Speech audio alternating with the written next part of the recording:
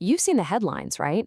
Self-driving trucks are coming. They're going to take over the highways. And it sounds like a pretty straightforward story. Another human job getting replaced by technology.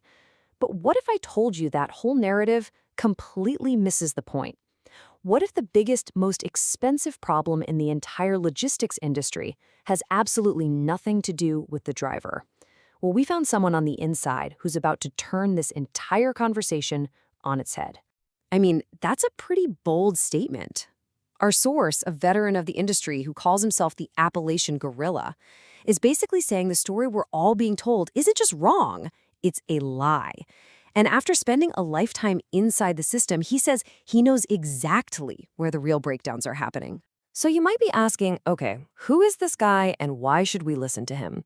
Well, his perspective wasn't cooked up in some Silicon Valley think tank. It was built from the ground up, starting way back in 2003, with decades of real, hands-on experience watching this industry from every possible angle.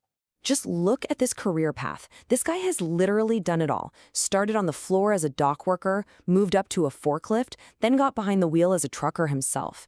And he didn't stop there. He worked his way all the way up to logistics manager and even into the boardroom, negotiating the deals. He doesn't just see one piece of the puzzle. He's seen the entire board because he's been every single piece. Okay, so now that you know where he's coming from, think about the conversation we're all having today. The media, the tech giants, Wall Street, everyone is completely obsessed with one thing, the robot driver. It's flashy, it's futuristic, and according to our insider, it's completely the wrong thing to be focused on. Here's his argument. All this talk about the driver, it's a massive distraction. It's a smokescreen. Because while we're all staring at the person behind the wheel, we're ignoring this colossal systemic failure that's been slowing everything down for over 40 years. It's a tech problem, for sure, but probably not the one you're thinking of. And this is where we get to the real heart of the issue. This isn't about the shiny new trucks. It's about the ancient, invisible, and frankly, broken infrastructure that those trucks are forced to deal with every single day. This is the real bottleneck. This is the ghost in the machine that's costing billions. So what is it? What's this problem that's been holding back one of the most important industries in the world, practically unchanged since the late 1970s? Since the Carter administration was in office? It's this, the software. At the very core of so many shipping companies and warehouses is a program that is fundamentally based on MS-DOS from 1978. You know, think green text on a black screen. Now, they might slap a prettier, modern-looking interface on top of it, but underneath, the engine is an antique. It's a system from a different century. And here's the chaos that ancient system creates. Since there was never a universal standard, every single company has its own slightly different, totally incompatible version. That means every warehouse has a unique, often bizarre check-in process. Every shipper uses a different kind of tracking number. There is zero standardization. It's just organized chaos, and it brings everything to a grinding halt. Our insider uses some pretty sharp humor to show you just how ridiculous this gets. He describes check-ins that feel like they involve everything from providing impossible-to-find numbers to, joking about giving medical samples and doing the Macarena.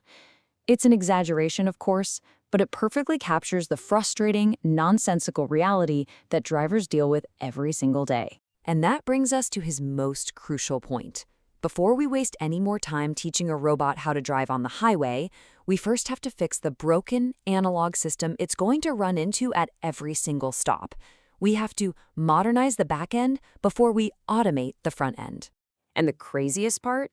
The technology to fix this isn't science fiction, it already exists. Instead of stacks of paperwork, use the tablets that are already in every truck cab. Instead of manual bolt seals, use electronic ones that track themselves. Get rid of the guard shacks and replace them with simple Wi-Fi or Bluetooth check-ins. And the big one, replace all those clunky, separate software systems with a universal one, maybe using blockchain, which is basically just a super secure digital ledger, so everyone is on the same page instantly. See, if you make those fixes, the real efficiency comes from automating the administrative bloat. He points to roles like security guards, shipping clerks, dispatchers, and brokers, and calls them make-work jobs that exist only because the technology is so bad. He argues these jobs could have and should have been automated 20 years ago. And this all leads us to the final critical dilemma, the big problem at the heart of the whole autonomous truck debate.